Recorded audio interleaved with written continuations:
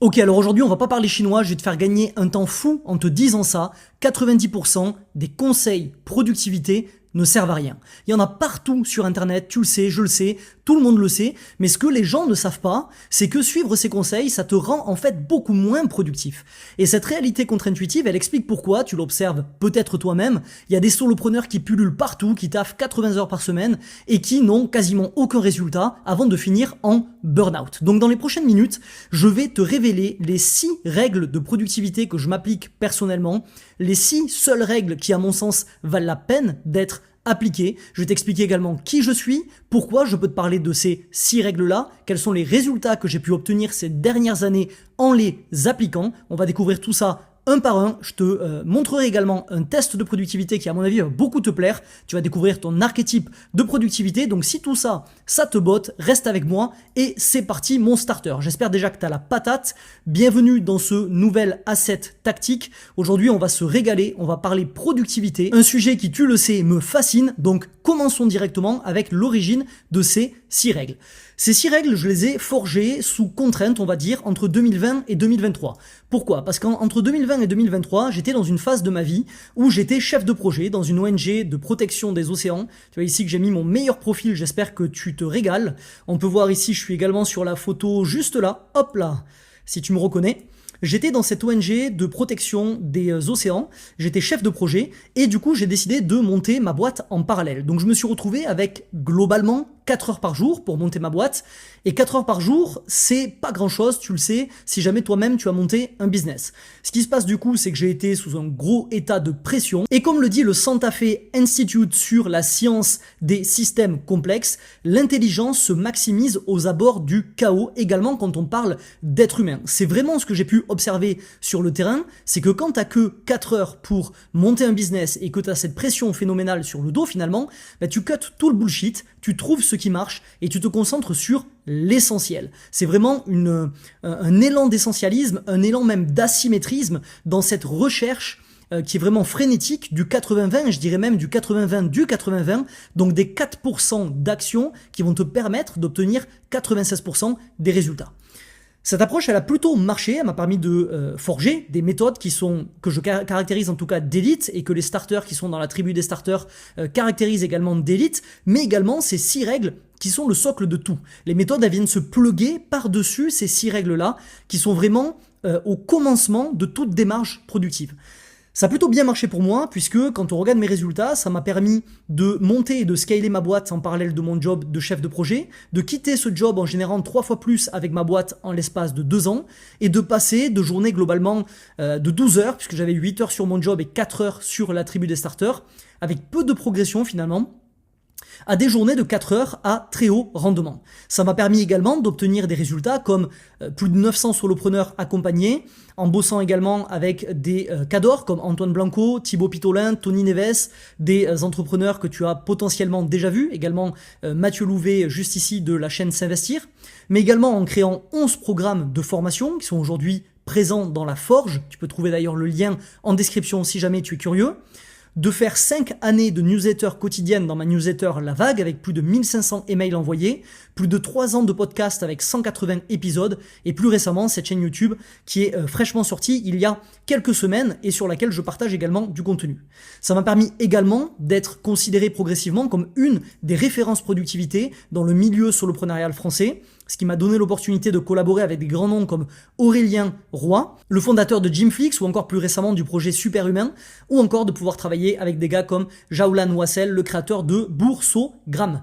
Ça m'a également permis d'être contacté par Alec Henry pour intervenir sur son podcast Le Déclic, podcast qui m'a régalé, donc n'hésite pas à aller l'écouter si jamais tout ce sujet-là t'intéresse et je pense que si tu regardes cette chaîne, il t'intéresse. Donc ce que je peux te promettre à travers cette vidéo, c'est que si tu appliques les règles que je vais te dévoiler, ta productivité va exploser. Tes progrès vont être sous caféine, ton épanouissement et ta fierté sera sans précédent parce que n'oublie pas que il est question de ça. Au final, la productivité n'est pas une fin, c'est un moyen. Un moyen pourquoi ? Pour travailler moins, accomplir plus et vivre intensément. Le end goal de toute démarche productive devrait être l'épanouissement et la fierté quant à la réalisation de son lifestyle idéal et de la création de sa vie maximale, d'une vie d'absolue abondance. Ok ? On va commencer avec l'essentiel peut-être de cette vidéo c'est de définir, ou plutôt de redéfinir ce qu'est la productivité. Parce que tant qu'on ne prend pas le temps de redéfinir cette notion-là, toute tentative d'être productif va arriver droit dans le mur, parce que le fait est qu'aujourd'hui, ça fait 70 ans qu'on manque d'une définition concrète de la productivité. Donc dès que tu entends productivité, pars du principe que on part d'une définition industrielle, comme on va le voir, qui n'est absolument pas celle que je te recommande aujourd'hui dans nos sociétés modernes, nos sociétés post-industrielles, nos sociétés d'économie du savoir. La vision traditionnelle de la productivité, qui est donc défectueuse, c'est cette vision qui vise à penser que plus de tâches est égal être plus productif. J'en parle dans mon article de blog, l'ère de la perspective. Si jamais retracer toutes les périodes productives qu'on a traversées t'intéresse et comprendre en profondeur pourquoi aujourd'hui on a une définition aussi erronée, je t'invite à aller regarder cet article. Tu peux le trouver sur mon blog, blog.sofianadine.fr. De temps en temps, je te mettrai des screenshots comme ça d'articles de blog quand ce n'est pas directement le sujet de la vidéo et que je n'ai pas le temps de le creuser, que ce n'est pas non plus un sujet qui est nécessaire pour comprendre la vidéo. Mais si jamais ça attise ta curiosité, je t'invite à aller checker tout ça.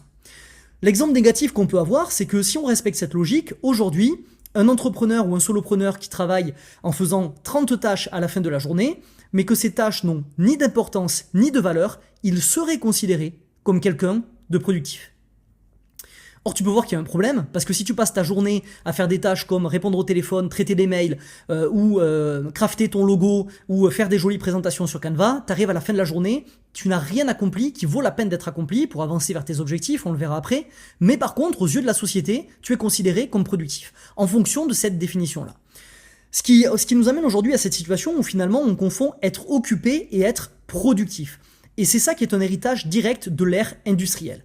J'ai pas le temps de rentrer dans le détail de cette notion-là dans cette vidéo. Si jamais le sujet t'intéresse, dis-le moi dans les commentaires. Je te préparerai une capsule de comment ce passage de l'ère industrielle à l'ère post-industrielle, l'ère de l'économie du savoir, a été un raté qui nous amène aujourd'hui avec cette définition de la productivité qui nous entrave plus qu'autre chose.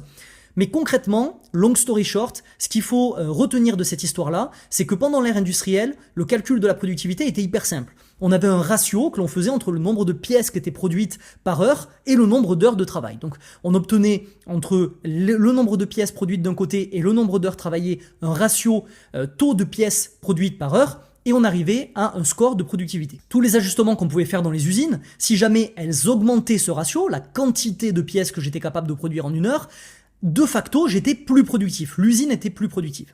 Si jamais, par contre, ce ratio baissait, l'usine était moins productive, ok ?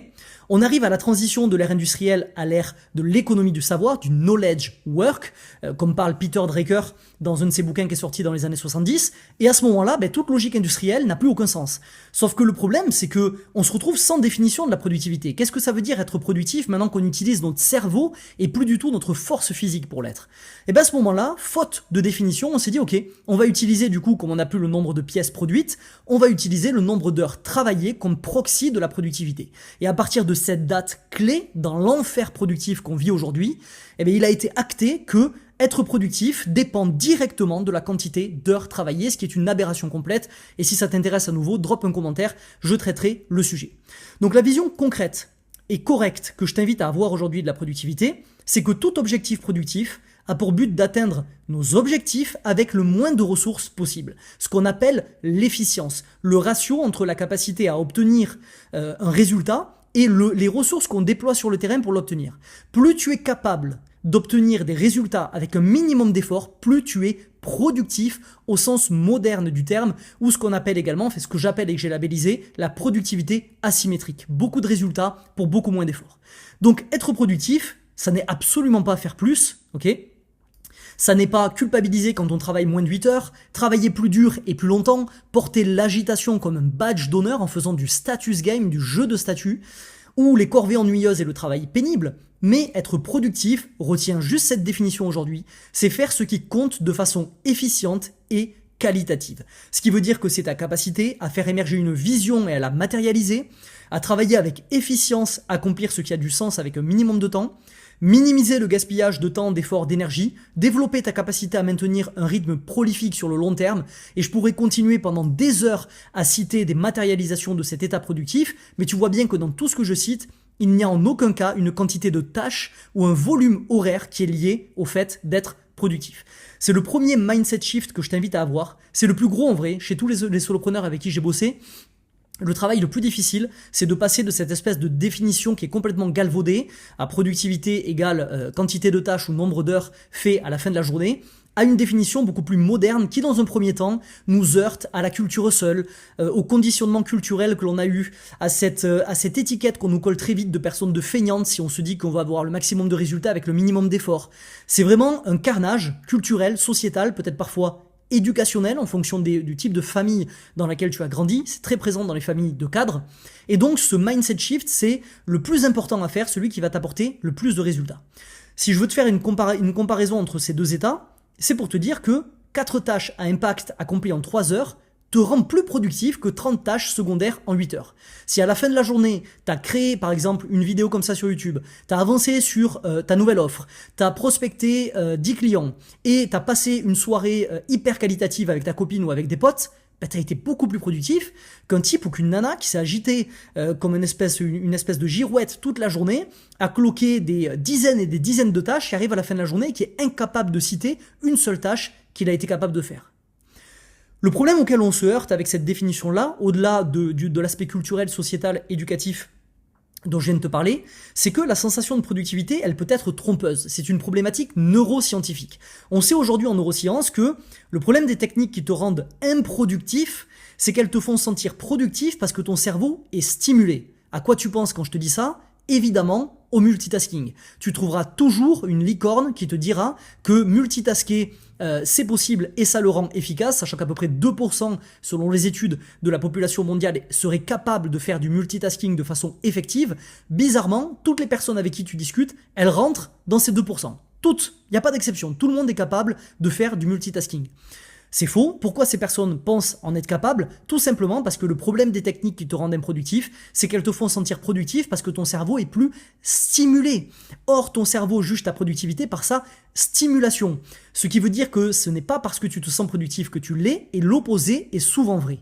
On a une tendance inconsciente de se dire que si mon cerveau est en surchauffe là, que ça part dans tous les sens et que j'ai l'impression que ma tête va exploser, je suis dans un état productif. En réalité, on en parlera tout à l'heure avec l'état de flow qui a été labellisé par Mihaly Csikszentmihalyi, l'état de flow, c'est un état qui est calme, c'est une force tranquille, qui produit énormément d'output, mais qui est une force tranquille. Ok ? Ça, c'est capital à comprendre. On attaque directement avec la règle numéro 1. Règle numéro 1 que j'ai envie de te partager aujourd'hui. Fixe-toi des objectifs. Alors reste ici, je sais que tu as déjà entendu plusieurs fois le fait de se fixer des objectifs, tu le sais dans la TDS, la tribu des starters, j'aime bien avoir une approche concrète, efficace, donc on va regarder cet aspect de fixation d'objectifs sous un autre angle.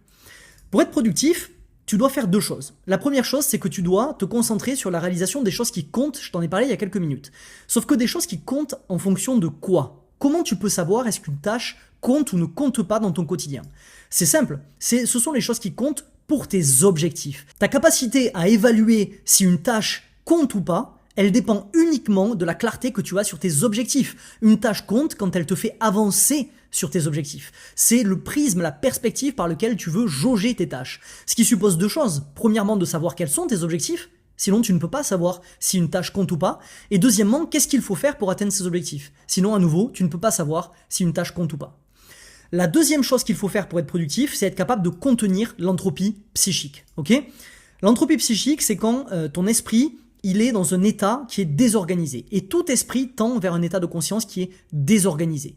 Donc, l'intérêt de se fixer des objectifs, c'est d'aller contenir le chaos anthropique, le chaos mental anthropique qui est dans ta tête, pour essayer de recréer un semblant d'ordre, et à partir de l'ordre du chaos modulé, on ne fait jamais disparaître le chaos, et on ne veut pas faire disparaître le chaos universel fait partie de la vie, c'est du chaos qu'émerge la sérendipité, la créativité, mais on veut apprendre à canaliser cette espèce de force créatrice et cette force qui est brouillonne pour la faire converger vers nos objectifs. Et le fait de créer une hiérarchie d'objectifs, comme on va le voir dans quelques secondes, ça permet de canaliser et de faire passer ton cerveau d'un état d'entropie psychique à un état de clarté psychique. D'où l'intérêt, puisque cette clarté psychique te permettra d'être beaucoup plus productif.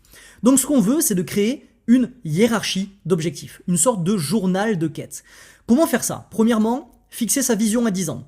Sur 3 catégories, qu'est-ce que je veux faire, qu'est-ce que je veux avoir, qu'est-ce que je veux être.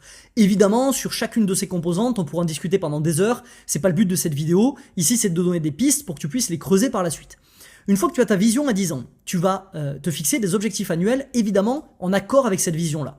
Tes objectifs annuels, ils doivent respecter 4 critères, être raisonnablement déraisonnables, être spécifiques, avoir une date limite et également être aligné sur la vision. Si jamais tu veux un modèle qui a été éprouvé depuis plus de 70 ans, qui est le socle au sein de la tribu des starters, c'est dans la formation La Cible. À nouveau, tu as dans la description le lien vers La Forge, ma plateforme de formation. Tu peux découvrir La Cible, le programme, aller regarder la présentation et décider si tu veux nous rejoindre avec ce framework-là ou pas. Une fois que tu as tes objectifs annuels, tu vas les décomposer en objectifs trimestriels, puis en objectifs mensuels, puis en objectifs quotidiens, et ensuite tu vas définir 1 à 3 tâches essentielles par jour pour atteindre cet objectif quotidien. Ces tâches-là, ça devient tes priorités numéro 1. C'est ce qu'on appelle des tâches d'impact. Les tâches d'impact, ce sont des tâches qui font avancer les choses, qui brisent le statu quo, qui te permettent d'enregistrer une percée, ok? Ce sont les tâches qui sont responsables du succès. Dans toutes tes aires de vie, tu en as une poignée qui sont responsables des espèces de percées que tu enregistres dans ton quotidien et on veut allouer 80% de notre temps dans les tâches d'impact. L'inverse des tâches d'impact, ce sont les tâches support. Il y a également des tâches de maintenance. À nouveau, c'est pas l'objet de cette vidéo. Si ça t'intéresse, drop-moi dans les commentaires est-ce que c'est le cas et je te tournerai une vidéo sur le sujet. Mais toujours est-il qu'entre les tâches d'impact, les tâches support et les tâches de maintenance, on veut passer 80% de notre temps sur les tâches d'impact. On ne peut pas supprimer les tâches support, elles sont essentielles. Si on les supprime, généralement, nos aires de vie concernées s'effondrent, mais on veut les faire le plus rapidement possible, le plus efficacement possible, pour ensuite se rediriger vers les tâches d'impact. Une fois qu'on a nos tâches d'impact, qu'est-ce qu'il suffit de faire? Exécuter bêtement, jour après jour, en faisant confiance à l'ordre qu'on a créé, à cette hiérarchie d'objectifs, à ce journal de quête. Ça me fait penser au modèle de l'ingénieur, du pilote et de l'avion. Ce modèle-là, pareil, ça t'intéresse, drop dans les commentaires, tu me fais une liste de toutes les vidéos que tu veux que je te fasse et je prendrai le temps de te les faire si jamais il y a beaucoup de demandes pour la vidéo, bien évidemment. Ce modèle-là, il explique qu'on incarne tous de façon alternée 3 types de personnages. Je rentre pas dans le détail, mais on a le pilote, l'ingénieur et l'avion. Et ce modèle, il dit qu'on doit être 80% du temps dans l'avion, dont le seul rôle est de bosser, d'exécuter. Et je peux me concentrer là-dessus, pourquoi? Parce que je me fais confiance. J'ai passé du temps là-dedans. Et comme j'ai passé du temps là-dedans, j'ai bien compris, l'utilité de planifier, l'utilité d'avoir une vision, d'avoir de la planification, de savoir où je vais, de fixer une direction. Et donc 80% du temps, je peux me régaler tout simplement à exécuter bêtement parce que je fais confiance au moi rationnel qui a fixé une direction. Je te donne l'exemple concret de Julie, consultante marketing. Sa vision, par exemple, ça pourrait être 4 jours de travail, 100 cas par mois. Évidemment, je fais des choses très raccourcies, ça concerne ici le business, ça peut concerner toutes tes aires de vie, et je vais pas faire un plan sur toutes les aires de vie, sinon on en a pour des heures. On va prendre juste sur l'aspect business. 4 jours de travail, 100 cas par an. Elle décompose au niveau annuel. Ça fait 40 clients à 2500 € en moyenne. Au niveau trimestriel, ça veut dire qu'elle doit aller chercher 10 clients, puisque son offre, elle est à 2500 €. Au niveau mensuel, elle doit donc aller choper 3-4 clients. Au niveau quotidien, ça veut dire aller prospecter un nouveau prospect, et ce prospect va permettre à terme d'avoir 3-4 clients par mois, et de livrer un client également, parce que du coup, elle travaille avec des clients quand même, donc il faut livrer le travail. Les 3 tâches qu'elle identifie en fonction de cet objectif quotidien, c'est de faire de l'outreach ciblé, de la production de contenu d'expertise et de livrer tout simplement le client. Partant de là, elle sait que tous les jours, elle peut concentrer 80% de ses ressources là-dedans. Si elle respecte ça, elle atteindra obligatoirement ça au fil du temps. Il n'y a pas d'autre chemin parce qu'elle a réfléchi, elle a clarifié, elle a dirigé son énergie. Donc une fois que tu as cette hiérarchie d'objectifs, tu as maintenant une raison d'agir. Mais le problème, c'est que avoir une destination claire, ça suffit pas. Tu as besoin d'un plan qui fait quoi? Qui transforme tes intentions en conditions non négociables. Parce que si tu n'as pas de contraintes dans ton quotidien, pour avancer vers tes intentions, ton cerveau choisira toujours le chemin de moindre résistance. Je te renvoie à la loi de Laborie qu'on avait traitée dans la vidéo sur les 8 questions cycliques que se posent tous les high performers chaque semaine. J'en parle en détail et c'est vraiment ça qu'on veut garder en tête. Notre cerveau, son mode par défaut, c'est de faire ce qui est facile. Tu vois bien que ce plan-là, il n'inspire rien de facile à Julie. Elle aura pas envie de le faire. Donc si elle n'a pas, c'est pas un plan d'ailleurs, c'est une hiérarchie d'objectifs. Si elle n'a pas un plan qui contraint cette hiérarchie d'objectifs, elle ne le fera pas. Ce qui nous amène à la seconde règle, élaborer un plan. La problématique qu'on a ici, c'est que avoir une raison d'agir, c'est différent que d'avoir les moyens d'allouer ses ressources. Les tâches à impact, dont on a parlé brièvement tout à l'heure, ce sont des tâches qui sont difficiles et challengeante. Quand on creuse dans le sujet, dans la science des tâches d'impact, on se rend compte que ces tâches ont tendance a regroupé les 7 déclencheurs de procrastination qui ont été labellisés par un type qui s'appelle Timothy Pichil et qu'il dit que tu as beaucoup plus de risques de procrastiner quand une tâche est ennuyeuse, frustrante, difficile, ambiguë, non structurée, sans récompense intrinsèque et vide de sens. Les tâches d'impact, je ne vais pas rentrer dans le détail ici, mais ont tendance à capitaliser sur tous ces déclencheurs de procrastination. Évidemment, si les tâches d'impact étaient faciles à faire, tout le monde les ferait. Tu verrais autour de toi que des couples en bonne santé, des situations financières richissimes, des corps en bonne santé, des business florissants, des gens alignés sur leur spiritualité, avec des relations qui sont émerveillantes. Ça n'est pas le cas. Pourquoi ? Parce que souvent, ce qu'il faut faire pour atteindre ces objectifs-là, ce sont des choses qui sont difficiles, ce sont des choses qui sont éprouvantes, ce sont des choses qui sont chronophages et énergivores, et donc par définition, desquelles notre cerveau va nous dévier en respectant le chemin de moindre résistance. Donc si on ne contraint pas à nouveau ça avec un plan, on ne l'atteindra jamais. Donc c'est facile pour ton cerveau, du fait de cette situation-là, de trouver des excuses pour ne pas les faire. La solution, se fixer des contraintes. Comment ? En planifiant nos journées autour de nos objectifs et de notre hiérarchie d'objectifs qu'on vient de fixer. Et puis après, en se tenant au plan, coûte que coûte, motivé ou pas, on se tient au plan. Je te file un exemple visuel de planning, c'est le mien, que tu vois juste ici. Ok, j'ai flouté quelques trucs. Tu le vois pour la semaine en cours. Ce qu'on peut voir ici, plusieurs choses intéressantes. Je ne vais pas rentrer dans le détail de tout parce qu'il y a plein de choses, on s'en fout. Mais pour cet exemple spécifique, ce que tu vois dans quête principale, c'est tous les projets qui sont liés à ma hiérarchie d'objectifs. Ici, en l'occurrence, à mes objectifs trimestriels, ce que j'appelle les objectifs tactiques par opposition aux objectifs stratégiques qui sont les objectifs annuels. Ces créneaux jaunes-là, ils sont obligatoires. Il y a 10 heures à peu près à la louche, 10 heures par semaine, sachant que je suis sur une journée de 4 heures, donc 20 heures par semaine, 50% de mon temps doit être alloué à des tâches, des projets qui me font avancer vers mes objectifs tout simplement. Après, on va avoir des tâches de maintenance, des tâches support, mais je veux te montrer comment on organise un calendrier et comment on organise un plan autour de ces objectifs. On a donc une structure claire des journées et des priorités qui sont définies à l'avance. Évidemment, je te conseille toi de ne pas mettre quête principale si c'est pas assez clair pour toi. Pourquoi je mets ça ? Tout simplement parce que moi, mon calendrier fonctionne en synergie avec un logiciel de gestion de tâches et dans mon logiciel de gestion de tâches, tous ces projets qui sont en lien avec des quêtes principales sont tagués avec le hashtag quête principale et donc je peux à tout moment faire émerger ces projets et décider en fonction de mon niveau d'énergie, de temps, etc. Qu'est-ce qui est prioritaire aujourd'hui ? On est sur quelque chose d'un peu plus avancé ici, c'est pas la peine d'aborder ça dans cet asset tactique, mais toujours est-il que toi, tu peux, à la place de quête principale, mettre tout simplement le nom de ton projet. Ok ? Donc maintenant, tu as ta hiérarchie d'objectifs, donc tes intentions, matérialisées dans un plan de bataille, tu sais quoi faire chaque jour, mais le problème, c'est que planifier, ça ne suffit pas. Tu dois aussi optimiser comment exécuter le plan. Arriver sur le terrain, concrètement, quotidiennement, pour exécuter ce plan-là.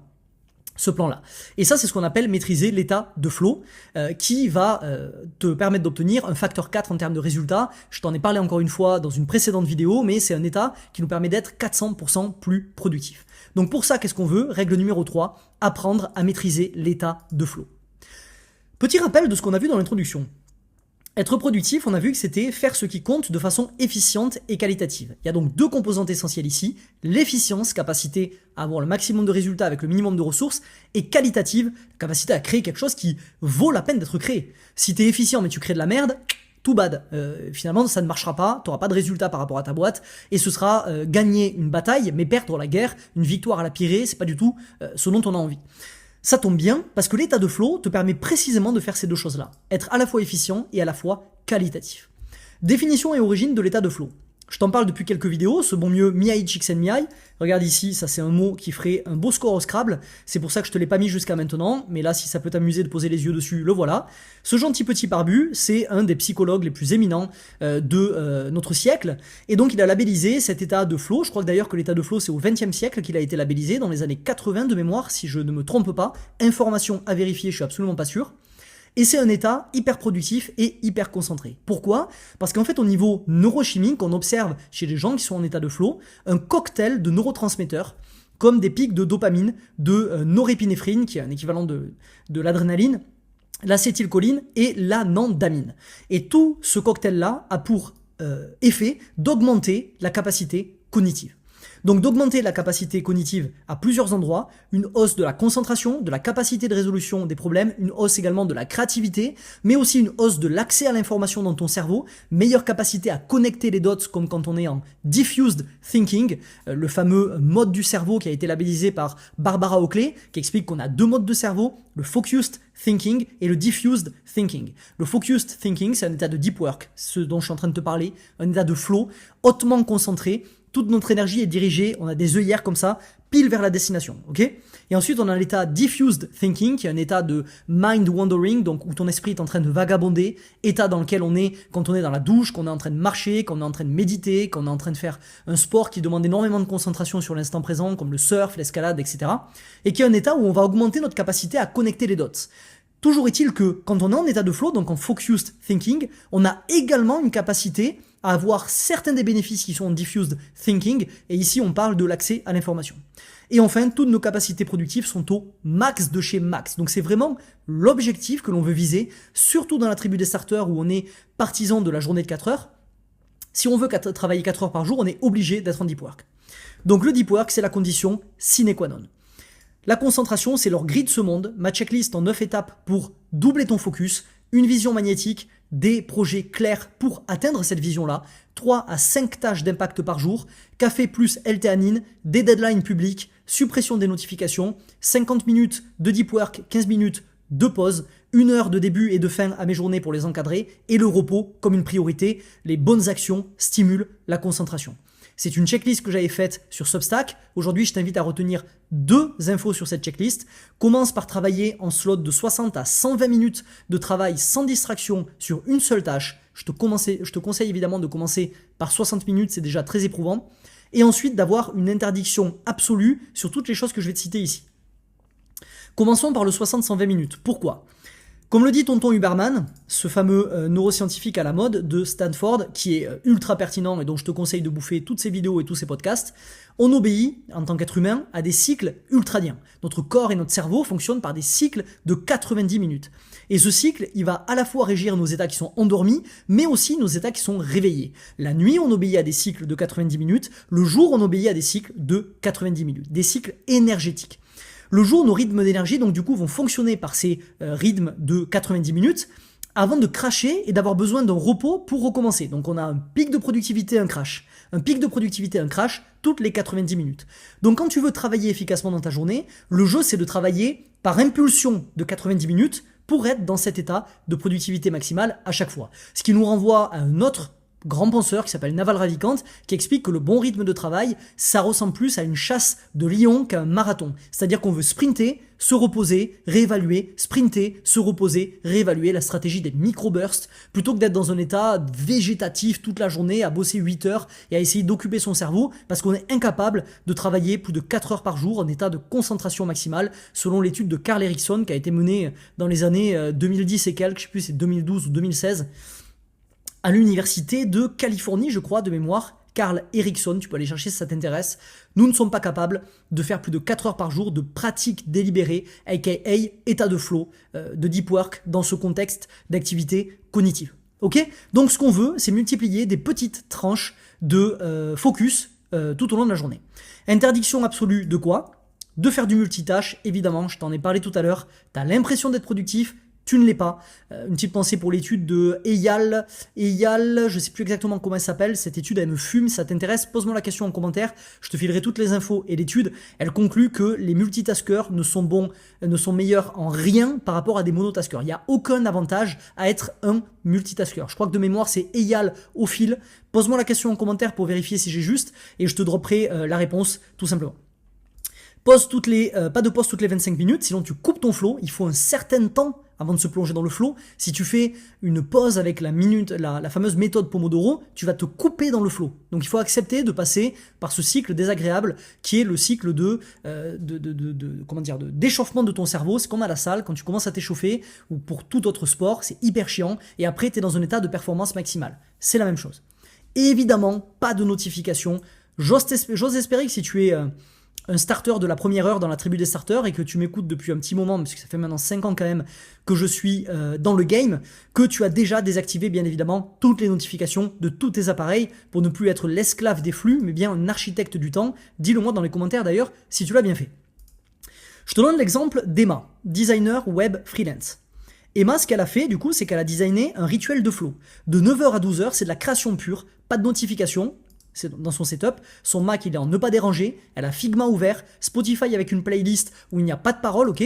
Lumière naturelle en face d'une vitre, parce que la lumière naturelle avec la fenêtre ouverte renforce notre productivité et nous permet d'être beaucoup plus productif. Donc du coup, elle a fait ça bien évidemment. Et ça lui permet quoi? Ça lui permet d'être beaucoup plus productive. Aucune notification, pas d'email, pas d'interruption. Et le résultat, c'est qu'elle est capable de livrer un site premium tous les 3 jours, alors qu'avant, elle livrait un site qui était moyen, on va dire, une fois par semaine. Donc maintenant, tu comprends comment avoir une hiérarchie d'objectifs, comment te fixer un plan pour contraindre ces objectifs, comment contraindre ton cerveau pour travailler efficacement dans le plan que tu t'es fixé. Sauf que c'est pas suffisant tout simplement parce que il te faut quelques minutes pour entrer dans le flow. Je t'en ai parlé il y a quelques secondes. Et le problème c'est qu'une distraction peut tout détruire. Donc on doit avoir cette nécessité et cette obsession dans notre quotidien de gérer impitoyablement les distractions pour ne pas laisser ces distractions-là nous couper. Ce qui nous amène donc à la règle numéro 4, mais juste avant, hop, je te partage le révélateur qui est un test de productivité, c'est gratos, tu peux le trouver en description, il va te filer ton archétype de productivité. Donc c'est complètement dans le thème de cette vidéo, cet asset tactique aujourd'hui. Pourquoi? Parce que en fonction du score que tu vas avoir, on va t'analyser sur 4 composantes, vision, priorisation, système et présence. Ça va te permettre de savoir le niveau réel auquel tu joues, comment passer au niveau suivant, tes points forts qui sont sous-exploités, les erreurs invisibles qui t'épuisent au quotidien et ton levier de progression immédiat. Et c'est pour ça que c'est intéressant parce que sur toutes les règles que je te partage aujourd'hui, tu vas savoir sur laquelle tu pêches le plus et donc par laquelle commencer, évidemment. Ça va également te permettre de débloquer un accès à une formation offerte, une formation vidéo, exactement comme ce que tu es en train de voir ici, sur 21 plus 1 arme anti-procrastination. Ça dure presque 2 heures, je crois, de mémoire. J'ai des retours incroyables, c'est plus de 500 élèves. Je ne te vends rien durant cette formation-là. C'est entièrement gratos. Tu le sais, je suis dans une logique de partage pour t'inviter à rejoindre tout simplement ma newsletter sur laquelle on travaille ensemble au quotidien et aller plus profondément dans ce sujet-là. Ok ? Règle numéro 4, gérer les distractions. Gérer les distractions, c'est un enjeu critique. C'est un enjeu critique parce que la distraction, c'est le principal meurtrier de productivité. Il existe 5 types de distractions. À nouveau aujourd'hui, je rentre pas dans les détails dans cette vidéo. Si ce sujet t'intéresse, bam, dans les commentaires. N'hésite pas à me poser toutes les questions aussi que tu peux avoir sur le sujet. Mais je pense que c'est un sujet qui mérite une vidéo à part entière. Ici, aujourd'hui, on va se focaliser plus précisément sur les distractions gérées par les personnes, donc les distractions sociales, les distractions gérées par les notifications et le téléphone, donc essentiellement digital et environnement. Pourquoi c'est critique? Parce que, je te l'ai dit tout à l'heure, le flow demande un certain échauffement pour se placer dans cet état hautement productif. Et le problème, c'est que cet échauffement, généralement, ça va te prendre entre 15 et 30 minutes. Le truc, c'est que quand tu te fais interrompre, on sait aujourd'hui qu'il faut 23 minutes, plus précisément d'ailleurs 23 minutes et 15 secondes, pour retrouver le niveau de concentration pré-distraction. Ce qui veut dire que tu as passé 20 minutes à t'échauffer pour rentrer en état de flow, t'es distrait, bam, tu repars à zéro. Donc à la fin de ta session de travail, tu as fait 20 minutes d'échauffement, bam, tu repars à zéro, 20 minutes de travail, donc 40 minutes de travail, 0 minutes de flow. Donc c'est quand même un peu emmerdant. Ces chiffres, évidemment, je les sors pas de mon chapeau, pour rester poli, mais je les sors de cette étude de Gloria Mark qui a été menée à California Irvine et qui est considérée comme l'étude référence sur le coût de l'interruption et la distraction.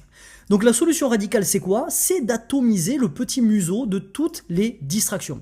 On veut un portable en ne pas déranger, un bloqueur de site sur ordinateur si tu en as besoin et que tu n'arrives pas à te contrôler, pas de musique avec des paroles, que des musiques sans paroles. D'ailleurs, j'ai une playlist qui s'appelle Diving Inside juste ici. Je sais pas si tu peux la trouver directement sur Spotify, donc si tu ne peux pas la trouver, n'hésite pas à me demander l'accès en commentaire et je te la mettrai également. Et enfin, environnement physique sans distraction pour que tu puisses être 100% concentré. Encore une fois, aujourd'hui, je te donne les actions asymétriques. On peut aller beaucoup plus loin que ça, mais déjà avec ça, tu vas avoir un maximum de résultats. La réalité psychologique, c'est que en regardant ça, t'es sûrement en train de te dire, t'es bien mignon mon petit Sofiane, mais ça j'en ai entendu parler 1000 fois, je pense que je suis capable de me concentrer sans faire ça, j'ai pas besoin de me faire chier avec ces conneries. C'est dommage parce que la vérité, qui blesse un peu l'ego dans un premier temps, mais qui fait du bien par la suite, c'est que tu n'es pas spécial. Et je ne suis pas spécial. Et on respecte tous des règles qui sont l'héritage de nos ancêtres du Paléolithique. Comme dit James Clear, on vit dans une société ultra moderne avec l'équipement de nos ancêtres du Paléolithique. Notre cerveau n'a quasiment pas bougé en 200 000 ans. Donc j'aimerais maintenant que tu visualises ton petit papy ou arrière papy, et je sais pas combien de arrière il faut mettre, qui est dans sa grotte, tranquille, ok, à l'époque du Paléolithique, et qui a par contre un portable dans sa main, des sites internet dans tous les sens, de la musique à longueur de journée, et un environnement physique qui est plein de distractions. À ton avis, qu'est-ce qu'il est capable de faire en termes de productivité au quotidien ? Pas grand-chose. Donc mon conseil, c'est d'appliquer cette checklist sans te questionner, et de partir du principe que si des gens ont bossé pour faire émerger ces petits hacks pour éviter de tomber dans les pièges neuroscientifiques de la distraction, c'est qu'ils savent ce qu'ils font, et à la limite, donne-leur le bénéfice du doute, teste ça, de toute façon il y a un plan d'application à la fin que je vais te filer, et ça te permettra tout simplement d'y voir plus clair, ok ? L'exemple c'est David, consultant en stratégie. Problème de David, Slack casse son flow toutes les 12 minutes. Solution brutale, réponse uniquement au Slack entre 14h et 17h, on traite ses emails 2 fois par jour, par slot de 30 minutes par exemple, téléphone en mode avion de 8h à 13h, parce qu'on est gentil. Le mien, par exemple, est en mode avion toute la journée, du lundi au dimanche. Et j'ai mis une liste qu'on peut mettre j'ai mis des contacts en favoris. Ces contacts en favoris qui sont mes proches peuvent me déranger pendant que je suis en état de flow. Mais ils voient mon état avant de m'appeler. Ils savent que s'ils m'appellent, c'est vraiment qu'il y a une urgence. Sinon, ils ne m'appellent pas, ils m'envoient un message et ce message, je ne peux pas le voir parce que je suis en mode ne pas déranger. Et un message automatique si tu as peur pour dire en deep work, réponse à 14h. L'évolution de la situation de David, c'est quoi ? Il passe d'un stress initial vis-à-vis de ses clients à un respect total de la part de ses clients, parce qu'il a posé des limites, ok ? Donc parfois il faut accepter de sacrifier le fait d'être famous, donc d'être populaire sur le court terme pour avoir du respect sur le long terme. Et puis en plus, ses livrables sont d'une qualité supérieure. Parce qu'étant donné que maintenant il n'est plus dérangé, il produit du travail en état de flow, 400% plus performant et beaucoup plus qualitatif. Donc il s'est posé, ce que j'appelle dans le jargon, des limites libératrices.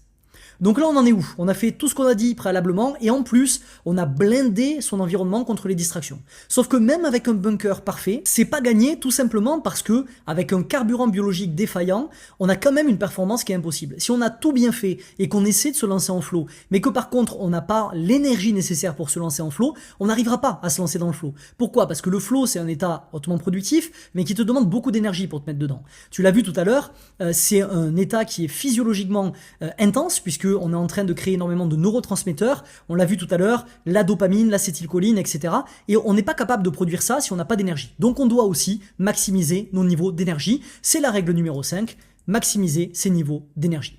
Principe fondamental, l'état de flow c'est très exigeant énergétiquement, peu d'énergie, concentration inexistante, on ne peut pas se concentrer si on a peu d'énergie, donc on finit par vivre avec une fraction de la qualité de vie avec laquelle on pourrait vivre.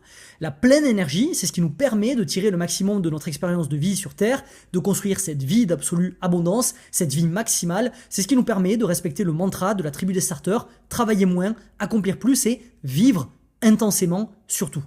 Ok ? Il y a 3 domaines d'optimisation quand on parle de l'énergie. Le premier, c'est la nutrition. Je te file les actions asymétriques, le 80-20, le 4%, 96%. Mange des aliments sains et complets 90% du temps, 1 gramme de protéines par kilo poids de corps minimum. On passe sur l'entraînement. L'entraînement, chaque groupe musculaire travaillé 1 fois par semaine minimum, une surcharge progressive, une récupération adéquate entre les séances. Okay ? Et enfin le sommeil, 7-9 heures par nuit, exposition au soleil le matin, pas de caféine 10 heures avant le coucher et pas de lumière bleue 1 heure avant le coucher. À nouveau ici, ce sont les actions asymétriques qui te donnent le maximum de résultats pour le minimum d'efforts. Évidemment, tu peux aller beaucoup plus loin, c'est la base minimum pour la productivité. Par exemple, dans le bilan de cette année, le bilan de l'année 2024 plutôt, quand je parlais de l'upgrade de ma stack santé, j'expliquais que cette année, l'année dernière, j'avais investi dans des poêles en inox, j'avais acheté une Berkey pour filtrer toute mon eau, j'ai arrêté l'alcool réflexe et j'ai réservé du coup l'alcool pour des occasions très, très spéciales qui arrivent entre 5 et 6 fois par an. J'ai arrêté la viande rouge chez moi et j'ai mis en place une routine de complémentation avancée. Évidemment, tout ça, ça vient se stacker par-dessus les actions dont je viens de te parler. Ce dont je viens de te parler, c'est des actions minimales à mettre en place et qui vont déjà t'apporter énormément de résultats. Je te le dis d'ailleurs parce que je suis sûr que tu vas me le demander, étant donné qu'on me le demande énormément sur les autres réseaux. Voici ma stack de compléments alimentaires que je prends tous les jours. Je me fournis chez NutriPure. Donc du coup, tu les as là. Je t'invite à mettre pause et à screenshot, tout simplement. Donc, concentration sur les essentiels d'abord et après, on peut scaler. Prenons l'exemple de Julien, 22 ans, 3 business. Julien, c'est pas la moitié d'un salaud et c'est pas un branlos. Avant, ce qui se passe, c'est que Julien, il a 6 heures de sommeil, il mange du fast-food et il a 0 sport. Donc Julien, là, à cette époque-là, il se dort dessus sévère. Ses performances cognitives, elles sont évidemment catastrophiques. J'ai mis après 15 heures pour être gentil. Je pense que c'est catastrophique dès qu'il lève les fesses de son lit.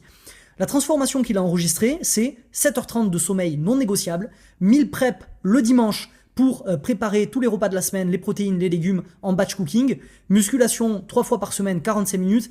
Et évidemment, je te donne encore des gros clichés pour qu'on aille rapidement sur cette vidéo, sinon elle va être interminable, mais tu as compris l'idée derrière. Résultat, on passe d'un Julien claqué au sol, d'un Julien avec une performance de chips, à un Julien qui est focus jusqu'à 18h avec des décisions stratégiques de qualité supérieure et une énergie constante. Tadam, magie, qu'est-ce qu'il a fait? Il s'est juste concentré sur son énergie. Donc maintenant, tu sais optimiser ton énergie, en plus de tout ce qu'on a vu dans les précédentes règles. Le problème, c'est que sans système de mesure, l'application parfaite des 5 règles que tu viens de découvrir, elles peuvent t'amener dans une mauvaise direction. Et tu peux arriver dans cette mauvaise direction tout simplement parce que tu ne fais pas de correction de cap.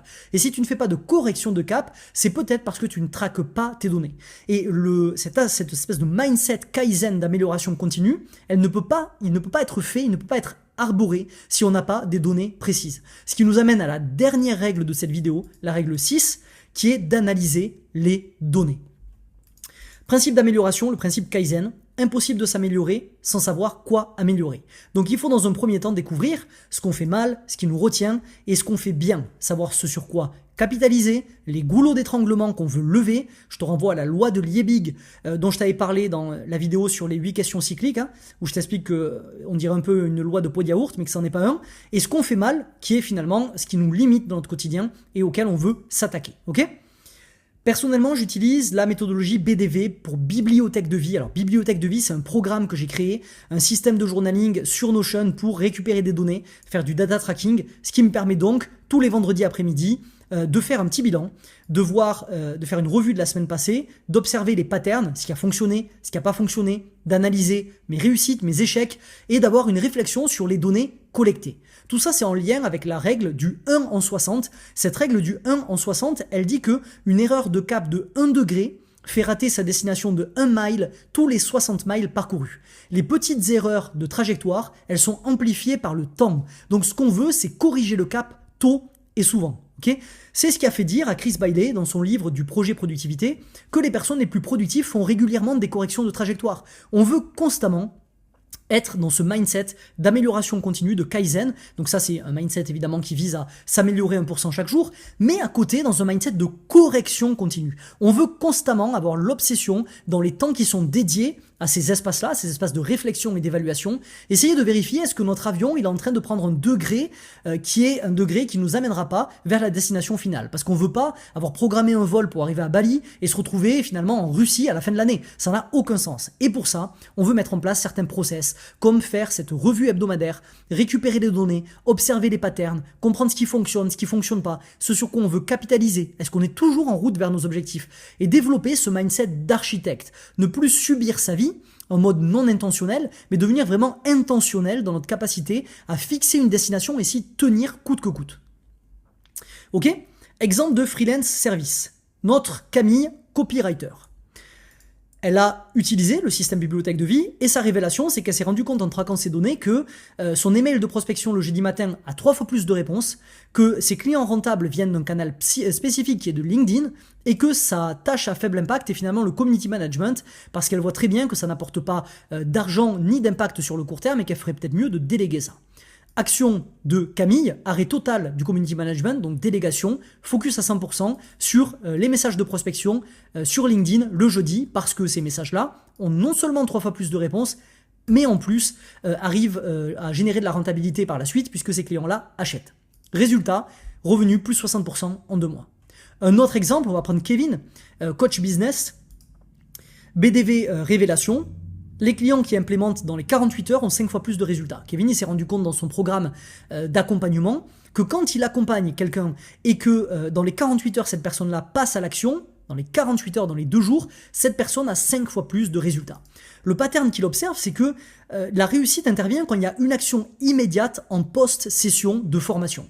Donc qu'est-ce qu'il décide de faire ? Il décide d'ajouter à son offre de coaching un système de responsabilité automatisé en 48 heures. Ce qui veut dire que toutes les 48 heures, tous les clients qui l'accompagnent doivent avoir fait au minimum une action qu'ils ont eux-mêmes craftée pendant le call de coaching.